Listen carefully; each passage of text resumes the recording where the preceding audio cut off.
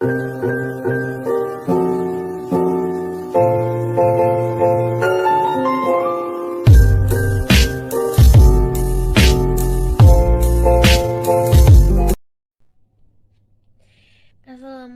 warahmatullahi wabarakatuh. Perkenalkan, nama saya Hesti Rismolita Hampubolan, NIM 20201011031147. Di sini saya tidak sendiri. Di sini saya bersama partner saya, yaitu Dwi Elsa Dwi Melinda, NIM 20201011031142. Baik, kepada dosen pengampu mata kuliah kriminologi, yaitu Bapak Yaris, kami meminta izin untuk mempresentasikan dan menjelaskan secara singkat terkait materi kriminologi. Yang pertama adalah kriminologi dan kejahatan. Nama kriminologi itu ditemukan oleh P. Tominard pada tahun 1830 sampai 1911. Beliau ini seorang ahli antropologi yang berasal dari Prancis. Nah, secara harfiah, kriminologi itu berasal dari kata kremen yang berarti kejahatan atau penjahat, dan logos itu yang berarti ilmu pengetahuan. Maka kriminologi itu dapat berarti ilmu tentang kejahatan dan penjahat. Definisi tentang kriminologi banyak dikemukakan oleh para sarjana. Di sini saya mengambil dua contoh. Yang pertama adalah J. Constant. Beliau menyatakan kriminologi adalah suatu ilmu pengetahuan yang bertujuan untuk menentukan faktor-faktor yang menjadi sebab musababnya terjadi kejahatan dan penjahat. Nah, yang kedua, Bonger menyatakan kriminologi adalah suatu ilmu yang mempelajari gejala kejahatan seluas-luasnya. Pengertian seluas-luasnya itu mengandung arti seluruh kejahatan dan hal-hal yang berhubungan dengan kejahatan. Nah, hal yang berhubungan dengan kejahatan inilah sebab timbul dan melenyapkan kejahatan. Akibatnya ditimbulkan reaksi masyarakat dan pribadi penjahat. Nah, dalam pengertian ini dapat dimasukkan sistem hukuman, penegak hukum, serta pencegahan atau undang-undang. Segala aspek tadi dipelajari oleh suatu ilmu tertentu. Umpama, jika timbul suatu kejahatan, reaksi masyarakat itu dipelajari dari psikologi dan sosiologi. Kalau masalah keturunan itu dipelajari dari biologi. Demikian pula masalah penjara itu dipelajari penologi dan sebagainya. Nah, keseluruhan ilmu yang membahas hal yang bersangkut pautkan dengan kejahatan satu sama lain tadi merupakan data yang terpisah, lalu digabung menjadi suatu kebulatan yang sistematis disebut kriminologi. Inilah sebabnya orang mengatakan kriminologi merupakan gabungan ilmu yang membahas kejahatan. Seperti dikatakan sebelumnya, kriminologi itu suatu kejahatan. Lalu timbul suatu pertanyaan, manakah suatu tindakan dapat disebut kejahatan? Nah, secara formil, kejahatan itu dirumuskan sebagai suatu perbuatan yang oleh negara diberi pidana. Pemberian pidana dimaksudkan untuk mengembalikan keseimbangan yang terganggu akibat perbuatan itu. Nah, keseimbangan yang terganggu itu ialah ketertiban masyarakat terganggu dan akibatnya masyarakat menjadi resah. Nah, penggangguan ini dianggap masyarakat antisosial. Tindakan itu tidak sesuai dengan tuntunan masyarakat. Karena masyarakat bersifat dinamis, otomatis tindakan pun harus bersifat dinamis, mengikuti iramanya masyarakat. Nah, jadi ada kemungkinan suatu tindakan sesuai dengan tuntunan masyarakat, tetapi pada suatu waktu tindakan tersebut mungkin tidak sesuai lagi dengan tuntunan masyarakat karena perubahan masyarakat tadi. Demikian pula sebaliknya. Nah, ketidaksesuaian ini dipengaruhi faktor waktu dan tempat. Dengan kata lain, pengertian kejahatan dapat berubah sesuai dengan faktor waktu dan tempat. Nah, pada suatu waktu sesuai tindakan disebut jahat, sedangkan pada waktu yang lain tidak lagi merupakan kejahatan. Dan juga itu sebaliknya. Dengan kata lain, masyarakat itu menilai dari segi hukumnya bahwa suatu tindakan merupakan kejahatan, sedang dari segi sosiologi atau pergaulan bukan kejahatan. Inilah kejahatan dalam makna yuridis. Sebaliknya, bisa terjadi sesuatu tindakan dilihat dari segi sosiologis merupakan kejahatan, sedang dari segi juridis bukan kejahatan. Ini disebut kejahatan sosiologis atau disebut kejahatan kriminologi. Kejahatan itu adalah pokok penyelidikan dalam kriminologi.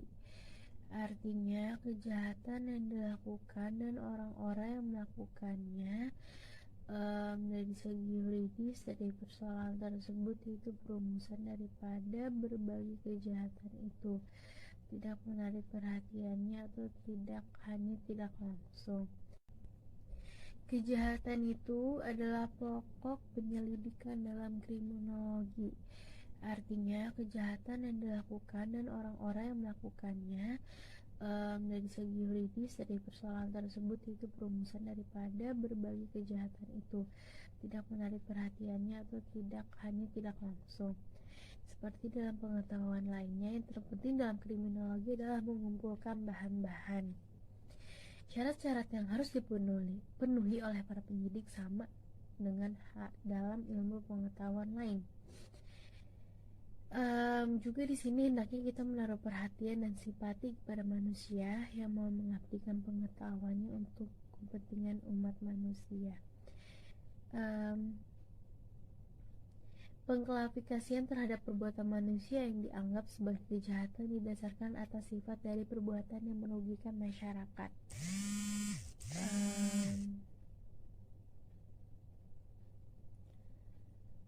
Paul Mackido merumuskan kejahatan adalah pelanggaran hukum yang ditafsirkan atau patut ditafsirkan sebagai perbuatan yang sangat merugikan, menjengkelkan, dan tidak boleh dibiarkan atau harus ditolak.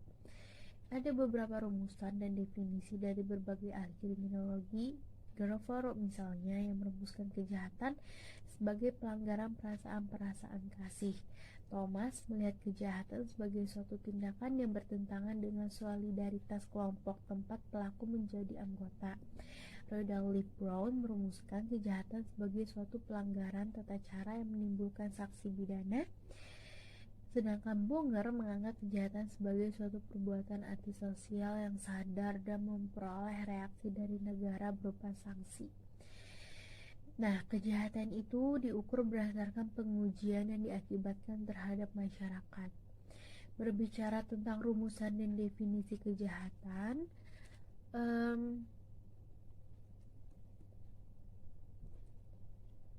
di sini penulis akan mengemukakan beberapa pendapat dari para ahli kriminologi dan hukum pidana. Yang pertama ada Thorsten Salin. Beliau berpendapat bahwa hukum pidana tidak dapat memenuhi tuntunan ilmuwan dan suatu dasar yang lebih baik bagi perkembangan kategori-kategori ilmiah adalah dengan mempelajari norma-norma kelakuan Karena konsep norma-norma berlaku yang mencakup setiap kelompok atau lembaga seperti negara serta tidak merupakan ciptaan kelompok-kelompok normatif manapun, serta juga tidak terkurung oleh batasan-batasan politik dan tidak selalu hanya terkandung di dalam hukum. Yang kedua, substitutus right. Bagi suatu rumusan hukum tentang kejahatan, maka hal-hal yang perlu diperhatikan antara lain adalah bahwa kejahatan adalah suatu tindakan sengaja atau omisi. Dalam pengertian ini, seseorang tidak dapat dihukum hanya karena pikirannya, melainkan harus ada tindakan atau kealpaan dalam bertindak. Kegagalan untuk bertindak dapat juga merupakan kejahatan jika terdapat suatu kewajiban untuk bertindak dalam kasus tertentu. Di samping itu pula harus ada niat jahat. Yang ketiga merupakan pelanggaran hukum pidana. Yang pertama, yang dilakukan tanpa adanya suatu pembelaan atau pembenaran. Lalu yang kedua, diberi sanksi oleh negara sebagai suatu kejahatan atau pelanggaran. Yang keempat, Sutherland menekankan bahwa ciri pokok dari kejahatan adalah perilaku yang dilarang oleh negara, karena perbuatan yang merugikan negara dan terhadap perbuatan itu negara bersanksi dengan hukum sebagai upaya pemungkas. Yang kelima, Herman Manning menganggap bahwa perumusan kejahatan adalah sebagai perbuatan yang dapat dipidana lebih tepat, walau kurang informatif, namun yang mengungkapkan sejumlah kelemahan, yakni pengertian hukum terlalu luas. Pengertian kejahatan secara yuridis. Kejahatan itu menurut pengertian sehari-hari adalah setiap tingkah laku atau perbuatan yang jahat, misalnya pencurian, pembunuhan, penganiayaan, dan masih banyak lagi.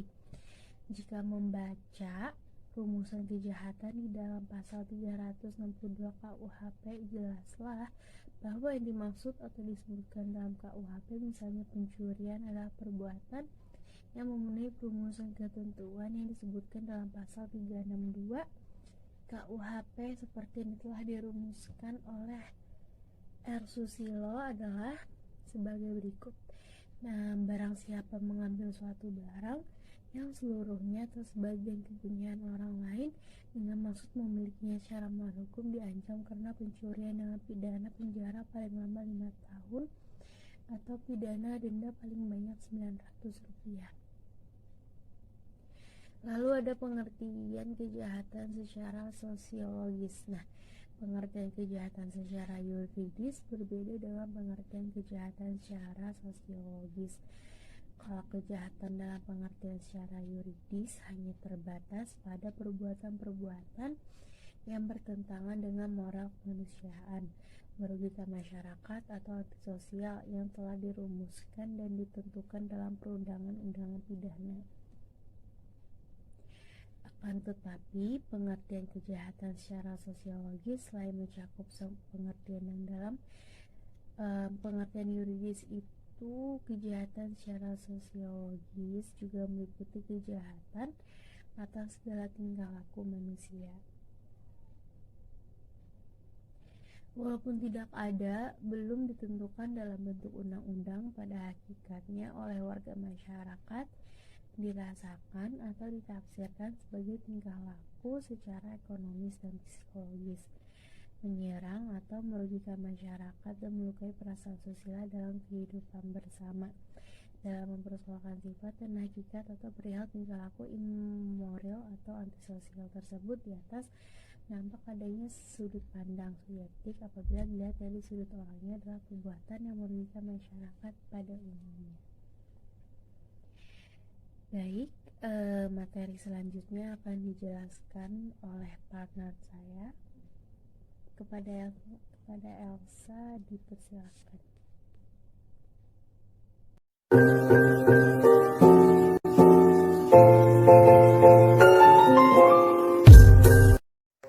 Nah, selanjutnya saya Elsa akan menjelaskan sedikit mengenai mazhab dalam kriminologi. Yang pertama yaitu ada mazhab Italia atau mazhab antropologi. Yang kedua ada mazhab Prancis atau mazhab lingkungan. Nah, Untuk yang pertama ini, mazhab Italia atau mazhab antropologi. Mazhab ini mengadakan penelitian terhadap kejahatan dari sudut pandang antropologis, yang pada akhirnya melahirkan ilmu pengetahuan yaitu antropologi kriminal. Nah, pelopor dari mazhab ini, mazhab Italia atau mazhab antropologis ini adalah Franz dan Squidman. Mereka menyelidiki ciri-ciri lahiriah, watak, roman muka, tulisan tangan, dan cara berjalan seorang penjahat. Tokoh yang terkenal dalam aliran ini adalah Kaisar Lombroso. Nah, Kaisar Lombroso ini adalah seorang dokter rumah penjara di Italia dan guru besar dalam bidang ilmu kedokteran, kehakiman, dan penyakit jiwa. Keahlian spesifiknya adalah dalam bidang analisis fisik seseorang. Nah, teori Born Criminal dari Cesare Lombroso ini pada tahun 1835 sampai 1909 lahir dari ide yang diilhami oleh teori Darwin tentang evolusi manusia. Di sini Lombroso membantah tentang sifat free will yang dimiliki manusia.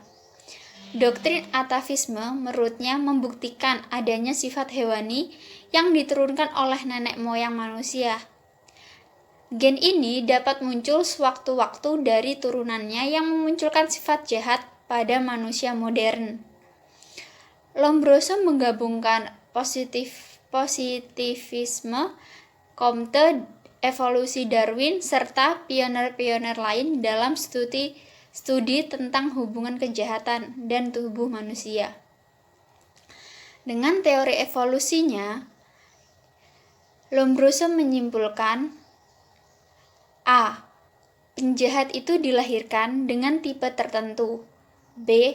Tipe itu dapat dikenal dengan melalui beberapa tanda fisik, semisal tengkorak yang asimetris, dagu yang memanjang, hidung yang pesek, dan janggut yang jarang. Lalu mudah merasa sakit. Tipe kriminal yang akan tampak jika seseorang mempunyai lebih dari 5 buah tanda fisik, bahkan bisa juga dengan memiliki 3 tanda fisik saja. Nah, yang C, tanda-tanda fisik itu tidak dengan sendirinya menjadi penyebab kejahatan. Akan tetapi, tanda-tanda fisik ini dapat dipergunakan untuk mengenal pribadi-pribadi yang cenderung melakukan kejahatan. Karena pribadi yang bersangkutan mengalami kemunduran ke alam liar. Dari 3 pernyataan tersebut dapat disimpulkan menurut Lombroso bahwa bakat jahat sudah ada sejak manusia itu dilahirkan karena mempunyai tanda-tanda fisik jahat. Dengan demikian akan dengan mudah dibedakan antara penjahat dan bukan penjahat.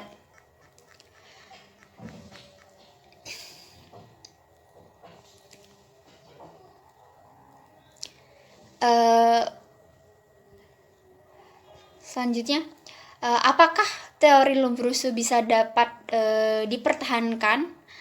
Nah, Lombroso ini mempunyai murid bernama Ferri. Ferri inilah yang mengembangkan teori dari Cesare Lombroso. Menurut Ferri, bahwa timbulnya kejahatan itu merupakan pengembangan dari keadaan fisik individu dan dipengaruhi oleh lingkungan.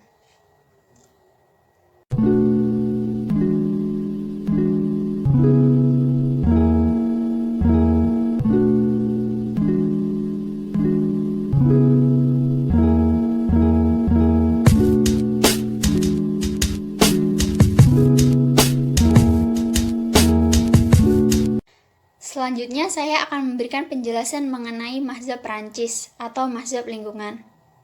Mazhab ini mengatakan bahwa keadaan di sekelilinglah yang merupakan benih untuk tumbuhnya kejahatan.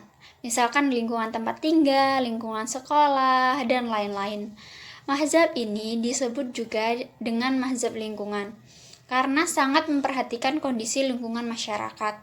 Mahzab atau aliran ini lahir sebagai reaksi terhadap aliran antropologis kriminal. Aliran ini menolak adanya orang jahat karena pembawaan atau penjahat semenjak lahir atau semenjak dilahirkan. Aliran ini berpendapat bahwa sebetulnya si penjahat itu tidak bersalah. Dalam mazhab ini terdapat beberapa semboyan. Dunia adalah lebih bertanggung jawab terhadap bagaimana jadinya saya pada diri pribadi sendiri.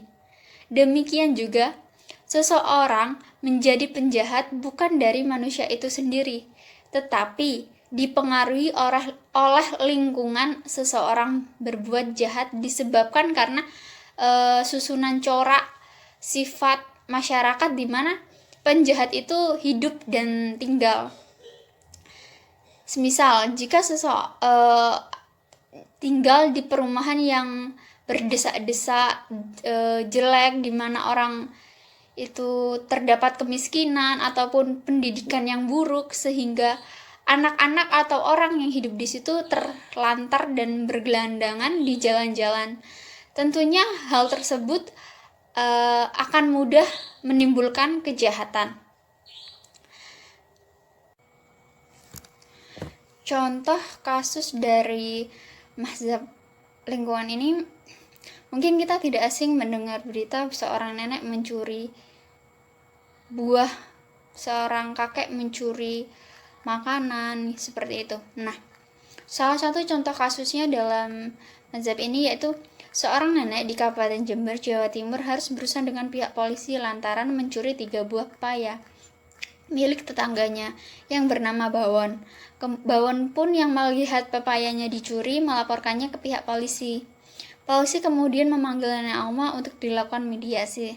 Saat ditanya mengapa mencuri pepaya tersebut, Nenek Alma mengakui tindakannya dan mengatakan bahwa untuk makan karena dia merasa lapar.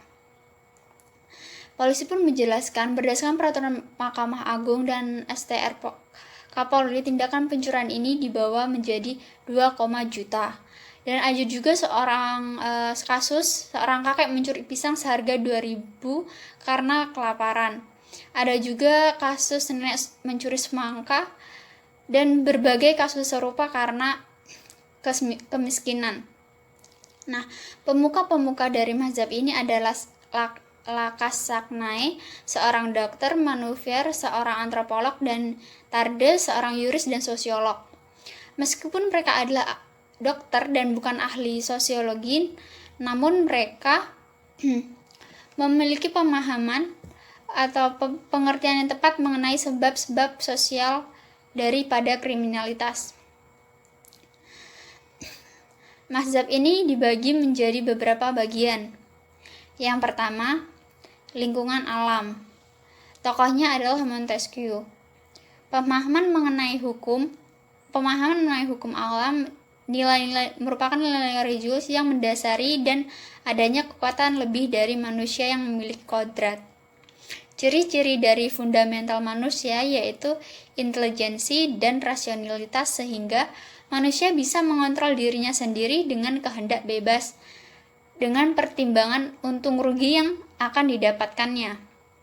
Contoh, saat seorang penjahat pembegalan yang hukumannya 12-15 tahun penjara, kemudian ada seorang pengendara sepeda kayu yang apabila dijual sepeda tersebut tidak mencapai harga 1 juta, maka akan sangat mungkin pembegal tersebut tidak akan melakukan kejahatan karena mempertimbangkan resiko yang akan didapatkannya. Kedua, yaitu ada lingkungan sosial. Lakasaknae, tokohnya adalah Lakasaknae dan Tarde. Lakasaknae mengatakan keadaan di sekeliling adalah pembinaan untuk kejahatan. Tarde mengatakan kriminalitas bukan gejala antropologis, melainkan gejala sosial yang dipengaruhi oleh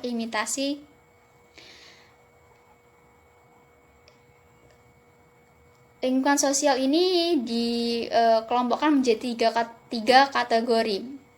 Yang pertama adalah teori anomi atau ketiadaan norma. Penganut teori anomi beranggapan bahwa seluruh anggota masyarakat mengikuti seperangkat nilai-nilai budaya, yaitu nilai-nilai budaya kelas menengah, yakni adanya anggapan bahwa nilai budaya terpenting adalah keberhasilan.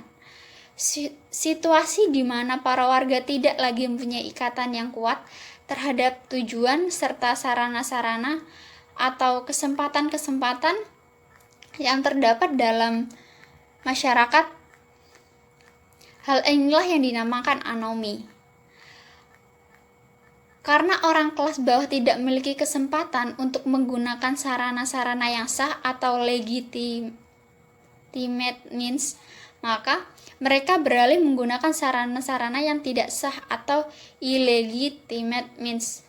Nah, contoh kasusnya yaitu mungkin di kalangan pelajar atau mahasiswa remaja bisa dirasakan sebuah persaingan gaya hidup yang mewah. Contohnya, kasus seorang mahasiswi mencuri uang di pondok pesantren demi gaya hidupnya yang glamor.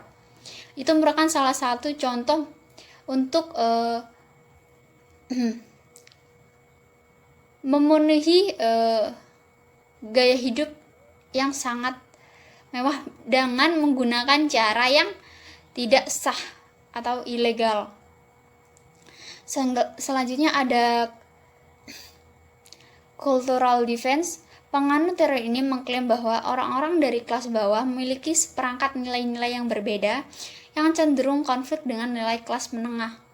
Sebagai konsekuensinya, manakala orang-orang kelas bawah mengikuti sistem nilai mereka sendiri, mereka mungkin telah melanggar norma-norma konvensional dengan cara mencuri, merampok, dan sebagainya. Teori cultural defense antara lain satu yaitu social disorganizers. Angka kejahatan tinggi berkaitan dengan disintegrasi nilai konvensional. Penyebabnya adalah industrialis, imigrasi, dan urbanisasi.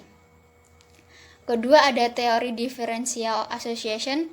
Orang belajar melakukan kejahatan sebagai akibat hubungan dengan nilai dan sikap antisosial, serta pola tingkah laku kejahatan terjadi karena adanya peniruan dari penjahat yang ada di masyarakat.